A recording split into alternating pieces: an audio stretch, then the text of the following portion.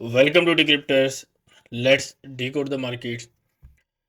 आई hope आप लोगों ने वीडियोस हमारी देखी होंगी, वीकली वीडियो, हमारी डेली वीडियो कल की, और उससे रिसेंट वीडियो भी, जिसके अंदर प्रॉपरली गोल्ड का बताया गया था कि जी गोल्ड बेरिश है, गोल्ड का टारगेट ये है, फंडामेंटली ये है, टेक्निकली ये है।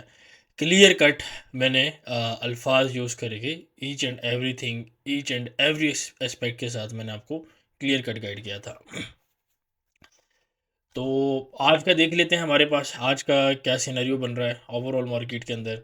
जस्ट एक क्विक ओवरव्यू दूंगा, ठीक है। सबसे पहले तो फॉरेक्स फैक्ट्री खोल लेते हैं और देखते हैं आज हमारे पास क्या ऐसा इवेंट कोई मौजूद है। अच्छा, कल जो इवेंट है ये हमारे पास क्रूड ऑयल की इन्वेंट्रीज और उसके बाद न्यू होम सेल्स डाटा। अब ये कल का जो डाटा है बेसिकली ये रिसेशनरी डाटा था, जैसा कि आपको वीकली वीडियो में बताया, ठीक है। पहले ये पॉजिटिव आया था, देन ये आपके पास रिवाइज डाटा आया, और इसी बेसिस के ऊपर आपको एक डिक्सी की कॉल जो है वीएपी के अंदर चली थी, ठीक है। बाकी ओवरऑल आप लोगों के लिए अच्छा, ये उस पे स्विच करने से पहले आप लोगों को मैंने कुछ गोल्ड के बारे में ये बताया है, जो कि फ्री ग्रुप में भी सेम इन्फॉर्मेशन मैंने शेयर कर दी थी, कि जो इसराइल है वो एक बॉर्डर से विड्रॉ करेगा, दूसरे बॉर्डर के ऊपर जा रहा है, ठीक है। फुल स्केल वॉर की जो है बिल्कुल आप समझ लें कि 99% चीज़ें उस वक्त खड़ी हैं आपके पास फुल वॉर के लिए। क्वेश्चन है कि कब, ठीक है, हमें नहीं पता। लेकिन शॉर्ट टर्म में एस्ट्रोलॉजी जो है वो आपका 3 जुलाई तक थोड़ा सा गोल्ड को बुलिश सपोर्ट कर रहा है, ठीक है। ये कोई बहुत स्ट्रॉन्ग सिग्नल नहीं है, ठीक है, लेकिन मैंने इसलिए अल्फाज यूज़ किए हैं कि थोड़ा सा, ठीक है। तो you have your chances as well. और लास्ट में मैंने आपको एक बहुत इंपॉर्टेंट स्टेटमेंट ब्लैक करके लिया देखिए बताई है कि ये इशू क्या है, ठीक है। इसको अब आप पढ़ लें, ठीक है, मैं यहाँ पे बोल नहीं सकता, आप इसको पढ़ लें ठीक है। फ्री ग्रुप में ये चीज़ मेंशन है। और ऑयल का डाटा भी मैंने आपको कल फ्री ग्रुप में बता दिया था, ये वाला डाटा कि आपके पास नेगेटिव आएगा। ऑयल आप देख सकते हो कि आपके पास मार्केट कहाँ पर आई है, ठीक है। कोई बहुत ज़्यादा मार्केट में मूवमेंट नहीं आई, ठीक है। उसकी वजह बता दे तो उसकी सिंपल सी वजह है कि ओवरऑल मार्केट जो है वो रेंज के अंदर है, ठीक है। तो बेसिकली मार्केट बस यहाँ से तकरीबन यहाँ तक आई है, डेट्स ऑल, ठीक है। बट स्टिल एक स्कैल्पिंग वाइज आप कह सकते हैं कि चलो एक अच्छे पिप्स बने हैं, ठीक है। तो ओवरऑल हमारे पास यूएस 10 ईयर्स हमारे पास ये ट्रेंड लाइन ब्रेक कर चुका है, ठीक है। तो अब हम ज़्यादा से ज़्यादा क्या कर सकते हैं कि हमारे पास एक तो ये लेवल, ये एरिया मौजूद है एज अ, आप समझ ले कि रेजिस्टेंस, ठीक है, ये वाला एरिया। और साथ में हमारे पास अगर ये एरिया भी क्रॉस होता है तो हमारे पास ऑब्वियसली फिर ये ट्रेंड लाइन मौजूद है, ठीक है। तो ऑब्वियसली ये ट्रेंड लाइन थोड़ा सा रियलिस्टिक टारगेट भी लग सकता है, हो सकता है कि यहाँ तक प्रॉपर मार्केट ना जाए, कभी कभार मार्केट ट्रेंड लाइंस के, क्योंकि ये लेवल्स भी है ना, हॉरिजॉन्टल लेवल्स भी हैं, ठीक है। तो देखना पड़ेगा कि इस लेवल से रिजेक्शन ले रही है, या ऐसा भी हो सकता है कि मार्केट बेसिकली थोड़ा सा टाइम ले और इस जगह पे कहीं जाके आके हिट करे, तो ये दोनों लेवल को इंसाइड करे, और फिर हमें को यहाँ पे रिएक्शन मिले फॉर द डाउन साइड ठीक है। अच्छा, बट ओवरऑल ये जो ऊपर मूव है ये रिट्रेसमेंट ही है, ठीक है, टू द डाउन साइड अभी के लिए। जो मुझे नज़र आ रहा है कि ये retracement to the up side है, ठीक है, प्रॉपर, ताकि मार्केट बाद में डाउन साइड के ऊपर आ सके, ठीक है। तो जस्ट आपको रेंजेस शेयर कर देता हूँ, ठीक है, क्योंकि डिक्सी का हमारा जो टारगेट था वो अचीव हो चुका है। आपको 106 का टारगेट क्लियर कट बताया हुआ था, उसके बाद 106.5 का टारगेट है। बट अभी क्या है, मार्केट आप थोड़ा सा करेक्टिव फेज के अंदर देख सकते हो, मे बी 105.85 तक, ज़्यादा नहीं, ठीक है। फिलहाल अभी इस वक्त जो मार्केट की कंडीशन है उस हिसाब से बता रहा हूँ। अच्छा, डिक्सी की जो रेंज है आज की वो 106.4 से लेके 105.74, ठीक है, ये 7 आप कर लें। ये आपके पास डिक्सी की आज की रेंज है। 7 यूरो को, जीयू को कवर कर लेते हैं। Euro UST, GBP UST range कर रही हैं, ठीक है, बट यहाँ से दोबारा एक सेल थी, और अभी भी नीचे के कुछ टारगेट्स अवेलेबल हैं। तो थोड़ा सा मार्केट रिटेसमेंट के बाद आप दोबारा नीचे की साइड के ऊपर देख सकते हैं, ठीक है, पोटेंशियल है। जीबीपीएसटी आपका एक न्यू लो बना है, 1.25 का टारगेट था, 1.26 ऑलमोस्ट अचीव हो चुका है। 1.25 जो है नीचे है, वी विल सी के मार्केट हमारे पास ये टारगेट अचीव होता है कि नहीं, बट चांसेस आर के ये टारगेट भी हमारे पास अचीव हो जाना चाहिए, ठीक है। तो ये आपके पास होगी। अच्छा, जेपीवाई पेयर्स में मैं ओवरऑल जेपीवाई की स्टेटमेंट दे दूं। जेपीवाई पेयर्स जो है सेलिंग सेटअप बन रहे हैं इसके अंदर, सारे पेयर्स के अंदर। तो आप इसको बिल्कुल इसके ऊपर नज़र रखें, मार्केट अपने लेवल्स के ऊपर है, आप यहाँ पे नज़र रखें। ऊपर हमारे पास कुछ लिमिट्स लगी हुई हैं वीआईपी के अंदर 161 से 162 के रेंज के बीच में, और एक आधी लिमिट हमारे पास यहाँ इस करंट लेवल से भी है। तो आप बिल्कुल यहाँ पे मूवमेंट जो है एक्सपेक्ट करें, ठीक है। आप के पास अगर अच्छा अकाउंट है तो आप ऊपर सेल लिमिट भी लगा सकते हैं, एसएल आप जो है ऊपर का दे सकते हैं, ठीक है। बट बेहतर यह है कि आप लाइव मार्केट में थोड़ा सा एक्टिव रहें, उसमें ट्रेड करें। लेकिन जेपीवाई पेयर्स के अंदर आपको ऐसा नहीं होगा कि आप कहेंगे कि अभी एंट्री आएगी, स्ट्रक्चर शिफ्ट होगा, ये होगा वो होगा तो हम एंट्री लेंगे, नहीं, ऐसा कुछ नहीं होने लगा। मार्केट में मूवमेंट जो है वो सडन आएगी। कल उनकी स्टेटमेंट भी आई है जापान वालों की कि जी हमें समझ नहीं आ रही कि इतनी जेपीवाई इतना वीक क्यों हो रहा है, ये जो वीकनेस है इसके अंदर ये अनजस्टिफाइड है, ठीक है। तो हम इंटरवीन जो है वो कर, उनकी इस दफ़ा ना थोड़ी सी क्लियर स्टेटमेंट आई है कि जितना हमें ज़रूरत पड़ा हम उस हिसाब से इंटरवीन करेंगे। बट अगेन बात यह है कि उसके अगेंस्ट डॉलर स्ट्रॉन्ग है, तो वो इंटरवेंशन उस लेवल की है या नहीं।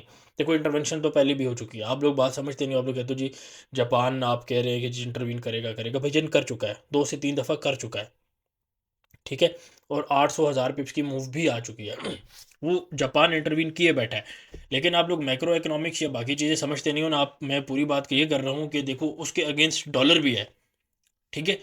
आप ये समझो कि आपने मार्केट में एक 100 करोड़ रुपया फेंका है, ठीक है, बाय की साइड के ऊपर आप कोई भी स्टॉक ले रहे हो, आपने 100 करोड़ रुपया मार्केट में फेंका कि मैं इसको बाय करूंगा, ठीक है। अगर तो वो 100 करोड़, ठीक है, आपने फेंका, उसके अगेंस्ट कोई बंदा नहीं है, तो 100 करोड़ आप शायद मार्केट भी थोड़ी बहुत हिला दो, ठीक है। बट अगर आपके अगेंस्ट कोई बंदा है जो 500 करोड़ जो है सेल में फेंक देता है, आपने 100 करोड़ बाई के लिए फेंका है, तो क्या उसका अफेक्ट पड़ेगा उस 100 करोड़ का? बात मैं आपको यहाँ पर यही कर रहा हूँ कि अगर डॉलर स्ट्रांग है तो उसके अगेंस्ट जेपीवाई की इंटरवेंशन वर्क नहीं करेगी, और अगर वर्क करेगी तो उसके लिए बहुत ज़्यादा कैपिटल लगेगा, ठीक है, बहुत ज़्यादा कैपिटल लगेगा। और दूसरा ऑप्शन ये है कि आप यूरोपियन और जो यूएस की सिक्योरिटीज़ हैं वो आप सेल करें, ठीक है। वो उसमें फिर डिप्लोमेटिक फ़र्क आ जाता है, ठीक है। तो जापान जो है इस वक्त बाउंड है, बट ऑब्वियसली उनको एक उसके ऊपर डिसीजन लेना है। अभी वो छोटे छोटे डिसीजन ले रहे हैं, ठीक है, बट ये है कि मार्केट पे उसका इम्पैक्ट नहीं आ रहा, ठीक है। तो अगर अदरवाइज कोई एक्स्ट्रा ऑर्डर वो ना करें तब तो कोई इफेक्ट नहीं है। बट अभी ओवरऑल मैंने आपको स्टेटमेंट दे दिया कि जापान में जेपीवाई में आप क्या एक्सपेक्ट कर सकते हो, ठीक है। लास्ट के अंदर हमारे पास गोल्ड ऑयल। अच्छा, गोल्ड के अंदर ये देखो जो हमारे पास टारगेट थे, ठीक है, वो ऑलमोस्ट हमारे पास कंप्लीट हो चुके हैं। कल भी मैंने आपको बताया था कि मार्केट जो है, कल की वीडियो में आपको मैंने बताया था कि मार्केट आपके पास ये बेरिश फ्लैग है, और इस बेरिश फ्लैग के अंदर आपके पास एक ये बेर फ्लैग भी मौजूद है, ठीक है। तो इसका टारगेट हमारे पास यहाँ तक आ चुका था, इसका टारगेट रहता था, ठीक है। इसका टारगेट स्टिल जो है 85-80 का टारगेट जो है आ सकता है। तो कल भी मैंने यही बात की है, गोल्ड की प्रॉपर टेक्निकली बताया है। परसों मैंने फंडामेंटली जियोपॉलिटिकली हर तरीके से कवर किया है, ठीक है। और अभी भी मैंने आपको फर्दर अपडेट भी दे दी है। अब मुझे कोई बंदा आगे कहे कि हमें समझ नहीं है गोल्ड ऊपर जा रहा है नीचे जा रहा है, या आपकी क्या डायरेक्शन, आपका क्या ओपिनियन है, भाई मैंने अपनी तरफ से क्लियर बताया हुआ है। अगर किसी को समझ नहीं है या तो कमेंट करके पूछ ले वीडियो के नीचे, या तो फ्री ग्रुप का लिंक भी अवेलेबल है, ठीक है। फ्री ग्रुप, अच्छा किसी को नहीं पता तो फ्री ग्रुप आप ज्वाइन कर सकते हैं, डिस्क्रिप्शन में लिंक अवेलेबल है। और वीआईपी ग्रुप्स भी जो है आप प्रॉपर ज्वाइन कर सकते हैं। पर दोनों की चैट्स मौजूद हैं, वहाँ पे आप टैग करके पूछना होता है, चीज़ आपने पूछनी होती है, उसका आंसर होता है, ठीक है। तो कोई बंदा रडार लेकर नहीं फिर रहा होता कि भाईजान मार्केट में किस किस को मसला है, या स्पीकर लेके भाईजान किस किस को मसला है पूछ ले हमारे से, ठीक है। जिसको मसला होता है उसका काम खुद है वो पूछना, ठीक है। जो बात यही है कि भाईजान जो प्यासा है वो कुएं के पास आता है, कुआं प्यासे के पास नहीं आता, सिंपल सी बात है, ठीक है। एनीवे, तो गोल्ड के अंदर फिलहाल ये एक्सपेक्टेशन है, बाकी मैंने आपको अपडेट दे दिया है। और मैंने आपको वीकली वीडियो में भी बात की थी कि ऐसा हो सकता है कि जो वीकेंड के पास आपको न्यूज़ मिले वॉर वगैरह की, और गोल्ड आपको अगर सपोर्ट में मिलता है तो वहाँ से आप बाई करें, ठीक है। क्लियर कट आपको मैंने पहले बताया, ईच एंड एवरीथिंग मैंने आपको हर तरीके से क्लियर की हुई है, बगैर किसी कन्फ्यूजन क्रिएट किए हुए, ठीक है।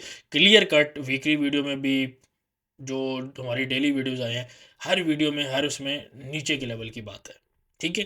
किसी को समझ आती है, कोई इस इन्फॉर्मेशन को पिक करता है, कोई नहीं करता, दैट्स अप टू देम, ठीक है, नॉट माई फॉल्ट।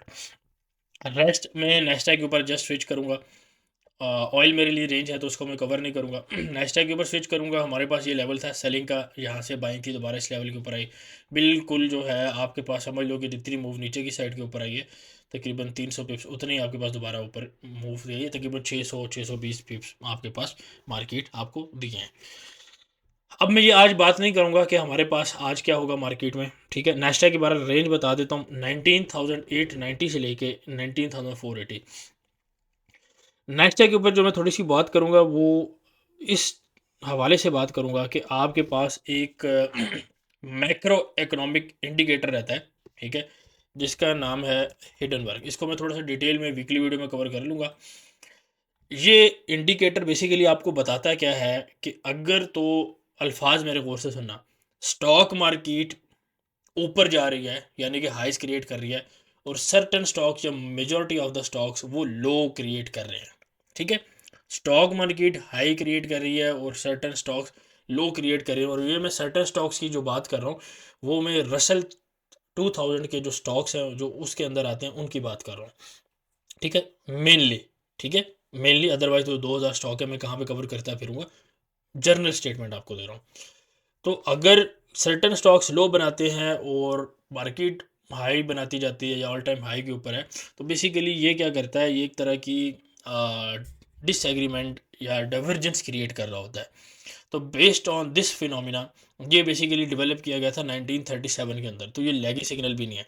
तो बेस्ड ऑन दिस फिनोमिना ये हिडनबर्ग एक इंडिकेटर है, मैक्रो इकोनॉमिक इंडिकेटर है, जिसकी बेस पे आपको ये सिग्नल मिल रहा है कि नैस्डैक जो है वो पीक कर चुका है, ठीक है। अच्छा, ये है आधी बात, ठीक है। अब आधी बात अगली सुन लेना, क्योंकि मुझे पता है, मैं अभी से बता रहा हूँ, मुझे पता है आप पिछली आधी बात लोगे, अगली आधी बात आप लोगे निकल को। तो अगली आधी बात ये है कि ये थोड़ा सा लैगी इंडिकेटर भी है। क्यों? क्योंकि ये मैक्रो इकोनॉमिक इंडिकेटर है। जब मैक्रो इकोनॉमिक इंडिकेटर है तो वो 5 मिनट 15 मिनट पे काम ही नहीं करता, ठीक है।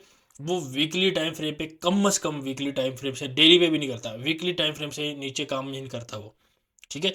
तो अगर आप पीक की बात करोगे तो that is from for certain weeks, ठीक है, यानी कि आपको ये कुछ हफ्ते पहले आपको बता रहा है। वो कुछ हफ्ते पहले 2 हफ्ते भी हो सकते हैं कुछ, और कुछ हफ्ते का मतलब 15-20 हफ्ते भी हो सकते हैं, ठीक है।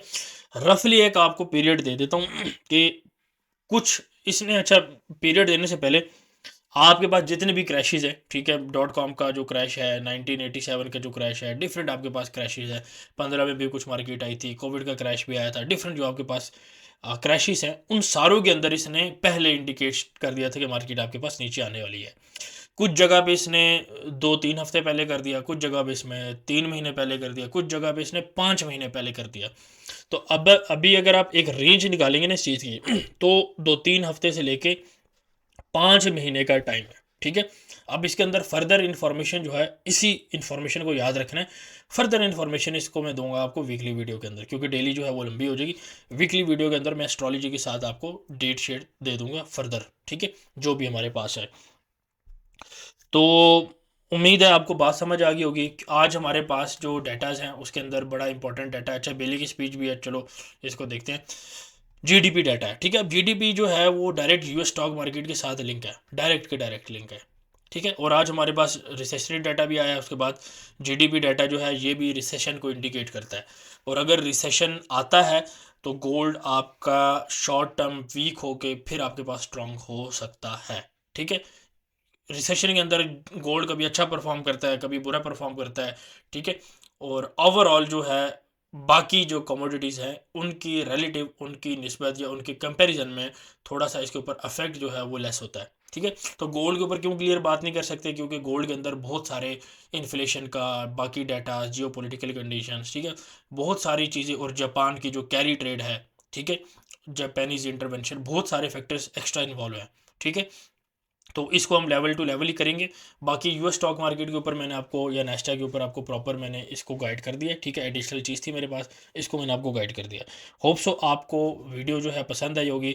लास्ट के अंदर एक बात यही करूँगा कि देखो यार, वीडियोस को लाजमी देख लिया करो, कोशिश किया करो कि कोई भी फीडबैक है वो नीचे दो, कोई भी एनालिसिस कराना हो उसको कमेंट नीचे करो, ठीक है। किसी किस्म का कोई मसला आता है उसको चैट ग्रुप में पूछो।